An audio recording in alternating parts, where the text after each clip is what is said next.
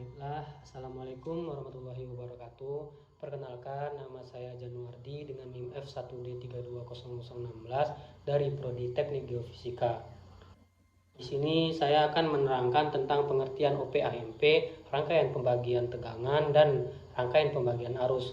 Dan juga akan memperkenalkan alat yang ada di geofisika tentang elektronika dan instrumentasi.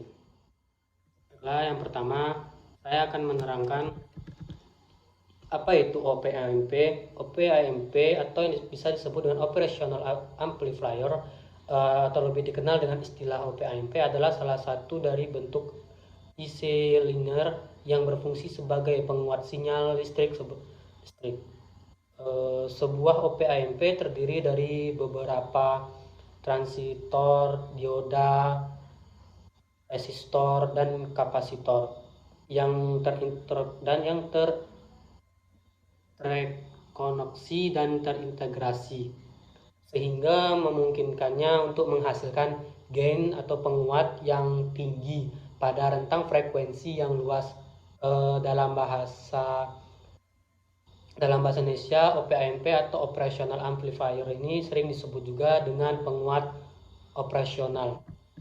Sebuah rangkaian OP-AMP memiliki dua input atau masukan, yaitu satu input overting dan satu input non-inverting, serta memiliki satu output keluaran. Sebuah OP-AMP juga memiliki dua koneksi satu daya, yaitu satu untuk satu daya positif dan satu untuk daya negatif. Bentuk simbol OP-AMP adalah segitiga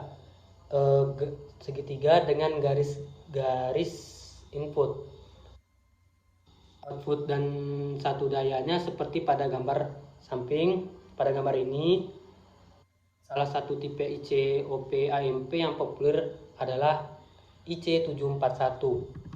Pada OP-AMP umumnya dikemas dalam bentuk IC. Sebuah IC OP-AMP dapat terdiri dari hanya satu rangkaian OP-AMP atau bisa juga terdiri dari beberapa rangkaian OP-AMP. Jumlah rangkaian OP-AMP dalam satu kemasan IC dapat dibedakan menjadi single OP-AMP, dual OP-AMP, dan quad OP-AMP. Ada juga IC yang di dalamnya terdapat rangkaian OP-AMP di samping rangkaian utama lainnya. Baiklah, saya juga akan menerangkan yang namanya rangkaian pembagi tegangan. Rangkaian pembagian tegangan itu sebuah pembagi tegangan terdiri dari dua resistensi R1 dan R2 terhubung secara seri pada tegangan masukan Vs. Tegangan masuk dibagi antara dua resistensi untuk memberikan output tegangan Vo yang merupakan tegangan R2. Hal ini tergantung pada ukuran R2 relatif terhadap R1.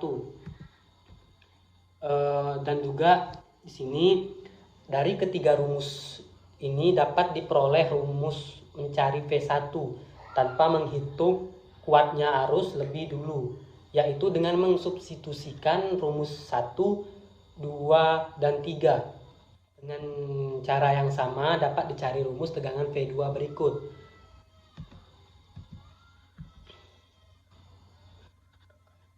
Rangkaian pembagi tegangan berfungsi membagi tegangan input menjadi beberapa bagian tegangan output.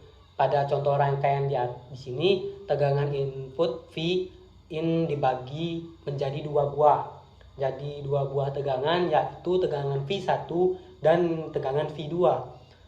Berdasarkan hukum Ohm dapat diketahui bahwa nilai V1 sama dengan kuat arus kali resistor R1 dan V2 sama dengan kuat arus kali resistor R2. Sedangkan nilai I adalah tegangan V in dibagi resistor total atau R total yang merupakan hasil dari resistor R1 ditambah resistor R2. Pembebanan: apabila keluaran suatu rangkaian dibebani, pada keluaran rangkaian tersebut dapat terjadi penurunan tegangan atau jatuh tegangan. Peristiwa ini disebut pembebanan. Kita lihat ada gambarnya antara tegangan keluaran tanpa R dan tegangan keluaran dengan RL. Baiklah, saya akan menjelaskan tentang rangkaian pembagian arus. Rangkaian pembagian arus ini penting untuk dipahami, terutama untuk memasang alat ukur arus atau ampermeter secara paralel dan pembagian arus pada beban yang lebih dari satu. Konsep dasar pembagian arus ini adalah menggunakan dua resistor yang salah satu kakinya dihubung menjadi satu ke sumber arus dan kedua kaki yang lainnya dihubungkan ke beban yang berbeda. Dasar pembagian arus secara teori dapat dilihat pada contoh ini ya, ada gambar untuk rangkaian, dan untuk rangkaian paralelnya juga ada. Dan nanti juga ada arus yang melalui R1 gitu dengan rumus-rumusnya, dan sehingga dapat ditulis rumusnya sebagai berikut. Contoh pembagian arus itu, aplikasi pembagian arus dapat dijumpai pada pembagian arus untuk LED seperti pada gambar ini. Fungsi resistor pada tiap LED ini tersebut selain sebagai pembagian arus juga berfungsi sebagai pembatas arus yang akan dilewatkan oleh LED.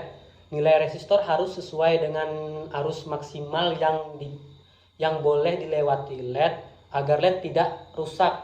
Nilai resistor yang dipasang harus sama agar nyala LED itu sama terang dan pembagian arus ke beban seimbang. Baiklah, saya akan coba menjelaskan alat apa aja dan dalam metode apa aja untuk alat-alat OP, AMP, dan tegangan tadi ke dalam geofisika. Terlebih dahulu saya akan menjelaskan apa itu geofisika. Geofisika tersendiri itu merupakan salah satu cabang ilmu fisika yang mempelajari tentang bumi. Antara lain itu terkait dengan lapisan bumi, bentuk bumi, juga fenomena-fenomena yang ada di bumi. Alat yang mampu mendeteksi fenomena getaran yang ada di dalam bumi itu adalah seismik. Dengan nama alatnya geofon. Geofon ini merupakan alat yang penting dalam eksplorasi seismik. Alat ini berfungsi untuk mendeteksi dan merekam gelombang seismik yang ada permukaan tanah, layaknya sebuah sensor yang mengubah besaran fisika menjadi besaran fisika lainnya. Dan juga ada yang namanya alatnya geolistrik. Geolistrik ini adalah salah satu metode eksplorasi geofisika untuk menyelidik keadaan bawah permukaan dengan menggunakan sifat-sifat kelistrikan batuan. Sifat-sifat kelistrikan batuan tersebut adalah tahanan, jenis, resistivity atau conductivity, dielectrical konstan, kemampuan menimbulkan self potensial dan medan induksi, serta sifat menyimpan potensial dan lain-lainnya. Geolistrik ini juga merupakan salah satu metode geofisika untuk mengetahui perubahan tahanan, jenis lapisan atau batuan di bawah permukaan tanah dengan cara mengalirkan arus listrik DC yang mempunyai tegangan tinggi ke dalam tanah. Injeksi arus listrik ini menggunakan dua buah elektroda arus A dan B yang ditancapkan ke dalam tanah dengan jarak tertentu. Semakin panjang jarak elektroda AB tadi akan menyebabkan aliran arus yang bisa menembus lapisan batuan lebih dalam. Dengan adanya aliran arus listrik tersebut, maka akan menimbulkan tegangan listrik di dalam tanah. Nah, tegangan listrik yang terjadi di permukaan tanah diukur dengan menggunakan multimeter yang terhubung melalui dua buah elektroda tegangan M dan N yang jaraknya lebih pendek daripada jarak elektroda AB. Bila posisi jarak elektroda AB diubah menjadi lebih besar, maka tegangan listrik yang terjadi pada elektroda MN tadi ikut berubah sesuai dengan informasi jenis batuan yang elektroda arus kemudian mengukur beda potensial atau beda V pada elektroda lainnya gitu. Hasil pencatatan akan dapat mengetahui tahanan jenis bahan yang dilalui oleh arus listrik dapat diketahui dengan hukum Ohm. Baiklah, cuman itu tadi beberapa pengaplikasian untuk instrumen pada geofisika dan untuk kasus apabila ada kasus dalam peralatan geofisika tadi. Dan itu tuh untuk yang pertama itu adalah metode geofisika dan metode seismik. Baiklah, saya selesaikan. Wassalamualaikum warahmatullahi wabarakatuh.